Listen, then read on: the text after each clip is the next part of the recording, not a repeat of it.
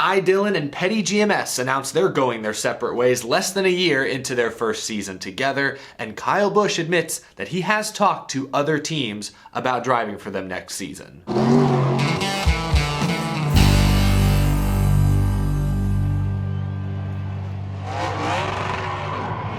How's it going, y'all? My name is Eric. Welcome to Out of the Groove. We've got a couple huge stories to react to today that both broke over the weekend. But first, today's episode is sponsored by PristineAuction.com. PristineAuction.com is an online sports memorabilia website where you can bid on and win amazing, authentic items. That's right, PristineAuction.com is your one-stop shop for winning authentic, signed memorabilia from your favorite NASCAR drivers. You can register for free if you head to PristineAuction.com. Link is down in the description below. It's free to bid as well. You only pay for the items you win. And actually, fans of this show get a special offer. Use registration code GROOVE when you sign up for the first time to get $10 off your first winning purchase. Remember, with Pristine, the authenticity is guaranteed. Sign up now, use that code GROOVE for that special discount. There are new deals coming and going every single day. Thank you to PristineAuction.com for sponsoring this episode of Out of the Groove. We'll go in chronological order. Let's begin with Ty Dillon. Friday afternoon, just after I posted my episode for that day, Petty GMS and Ty Dillon announced that they had mutually agreed to go their separate ways after this season. From Petty GMS and Ty Dillon have mutually agreed to part ways following the 2022 NASCAR Cup Series season. We are appreciative of what Ty has done this year to help grow Petty GMS. As we continue the season, we remain focused on strong runs and getting the number 42 Chevy Camaro to victory lane. We wish Ty all the best in the future. 30-year-old driver Ty Dillon released a statement of his own. I'm grateful for the opportunity to drive the number 42 for Petty GMS this year. However, at the conclusion of the 2022 Cup Series season, we have mutually agreed to go our separate ways. I'm looking forward to what is next in the future. NASCAR's silly season has taken a surprising turn the past couple of weeks. I was very surprised to see this announcement. Petty GMS is a new team. GMS is new to the Cup Series altogether. They came in and bought out Richard Petty Motorsports. They're now the majority owners of that team. Petty is a minority owner. Maury Gallagher now calling most of the shots over there. They're a new team. And typically, I think a new team needs stability more than anything to help get their program off the ground and running. So I was definitely surprised to see this announcement on Friday. Now, Ty Dillon spoke to the media. Actually, Bob Pockrass from Fox Sports asked him a couple questions, and from the sounds of things, maybe I'm reading too much into this. They did say they mutually agreed to part ways. But from the sound of things, I think this was more a Petty GMS decision that they informed Ty Dillon of. Here's some of what Ty Dillon said talking to reporters. Obviously, when things come to an end, it's always upsetting. And when you go different ways, it's hard. Maury informed me and talked to me this week, and we had a mutual agreement that it's best we go our separate ways. At the beginning of the relationship, we were hoping for a long-term relationship and hopefully build something out over the long term, but it just didn't work out that way. This is just speculation. Maybe Ty Dillon actually has something cooking behind the scenes, and he was looking for a new opportunity. Considering the other big silly season news from last week, that Richard Childress Racing, the team owned by Ty Dillon's grandfather, was losing their star driver after 2023, maybe Ty Dillon to Richard Childress Racing's an option. Bob Pockrass asked him about the 8 car. Is that a possibility? Dillon said, "You never know. I don't know. I'm working on all opportunities. I'm a free agent coming into next year, so we'll see what happens."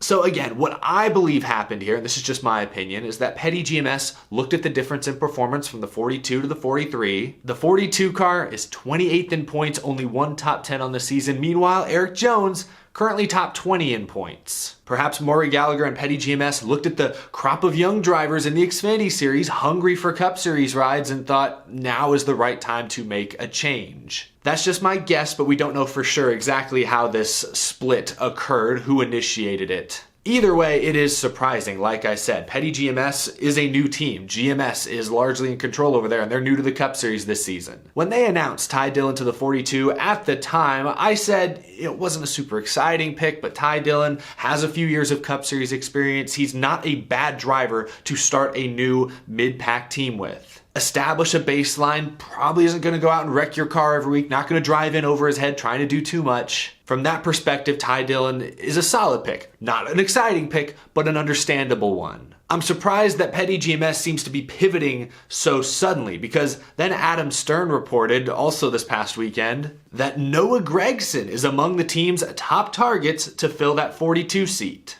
I don't think I could picture two more different drivers, two more different personalities. The down-to-earth, humble, unassuming Dillon, who's not known for consistently making over-aggressive mistakes, versus Noah Gragson, who's a huge personality, very outspoken, often makes over-aggressive mistakes. Outside the car, is known for getting into physical altercations. The two could not be more opposite. So that's why I'm a little surprised to see this sudden pivot from the race team, but Noah Gragson potentially available, might bring a little bit of sponsorship. He's run pretty well in Xfinity this year. An understandable pick, but just so different from Dillon, who they picked just 6-7 months ago. I'm sure Petty GMS has a long-term plan that they're building towards, but sometimes it doesn't really feel like it. Like this move happening suddenly, and the fact that Eric Jones isn't signed for next year. He did say that he's met with the team as recently as last week about his future contract, but they don't have a deal done. So right now, Eric Jones is a free agent as well. Like,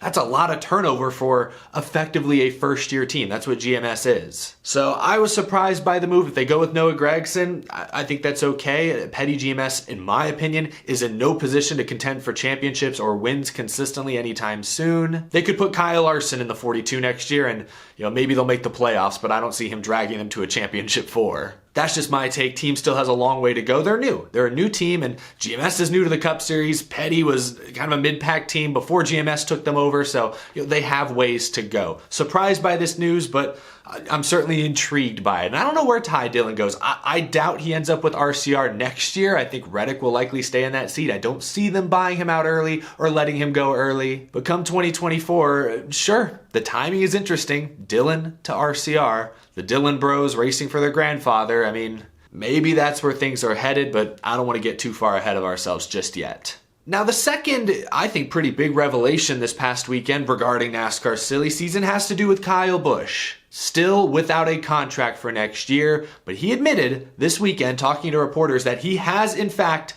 talked to other teams about next season. Now, if you ask Kyle Busch, you ask Joe Gibbs, you ask me, the 18 car is still by far the most likely landing place for Busch. I think he stays with Toyota for another year or more. Busch said, it doesn't matter how soon or late it gets done, it being a contract extension, until there's an announcement that somebody else is driving the number 18 car, then I feel like I still have a seat. Like I've said all along, Kyle Busch wants to stay with Gibbs. Joe Gibbs Racing and Toyota want to keep Kyle Busch. It just comes down to the funding. Busch also wants to be one of the highest paid drivers in the sport. He feels he's earned that right, and considering he's the only two-time champion in the sport, I'd argue he has, and is justified in that thinking, but Joe Gibbs Racing and Toyota need a sponsor to foot that bill. Someone has to pay Kyle Busch's huge contract, and Gibbs is unable to pay that out of pocket. They'll need someone close to the size of M&M's Mars to write that check, and that's what this whole deal is hinging on. A major sponsor needs to come on for Busch to stay in the 18. But that second part, Kyle Busch for the first time publicly admitted that he has talked to other teams. He was asked by Bob Pockris if he's talked to other teams. The short answer is yes, but yeah, anything's possible. Obviously, there's all kinds of different things that can play out. It's just a matter of what does.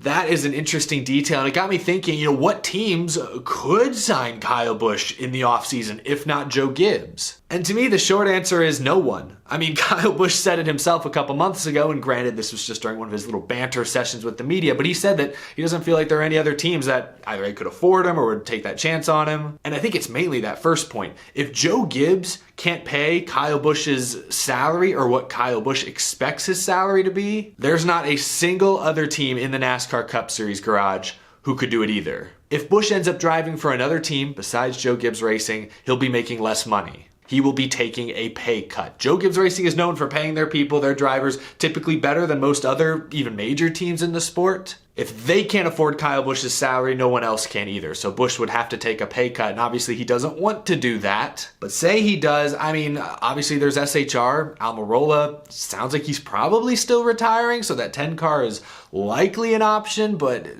that's a downgrade equipment-wise from JGR. RCR is interesting. We don't know if Reddick will return next year. I think he will. I think RCR would be foolish to let him go a year early, even though it's going to be awkward. But say they do. Maybe Kyle Busch comes in for a year. Richard Childress sees that as some sort of redemption, revenge on Toyota. We got your guy. You stole our guy. We got your guy. I don't know. Obviously, we just talked about Petty GMS. Both of their cars do not currently have drivers for next season, but again, that would be a huge equipment downgrade. 2311, maybe Kurt Busch ends up retiring earlier than expected, and his brother Kyle takes over the 45 for a year before maybe Reddick gets it.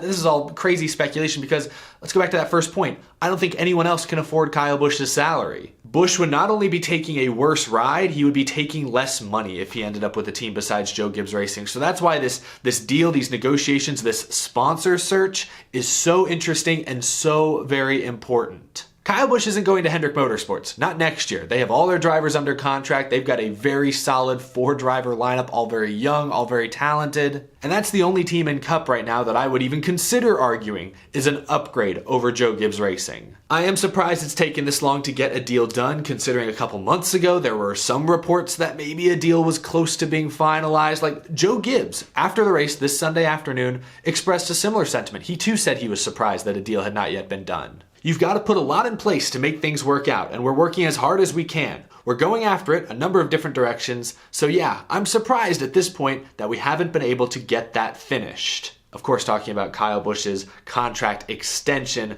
one of the wilder rumors I've heard, and there's no real basis for this rumor, I wouldn't say it's backed by any sort of hard evidence, but one crazy rumor I've heard is that maybe Tyler Reddick does get bought out of his RCR contract and ends up going to 2311 or maybe Toyota a year early. Maybe Reddick ends up in the 18 car for a year before moving over to 2311 for the 2024 season. I would be stunned if something like that happened, and I don't think that's plan A for any parties involved. Plan A is Kyle Busch stays in the 18 car for the indefinite future. Tyler Reddick joins 2311 after next season, all according to plan. That is plan A. This rumor of Reddick joining Toyota a year early, Busch being left without a seat at TRD, that's like plan X, Y, or Z, I think, at this point. But I just want to float some crazy things out there because it's been a crazy 10 days all across American motorsports between this story, some of the silly season stuff and drama going on in IndyCar around Alex Palou and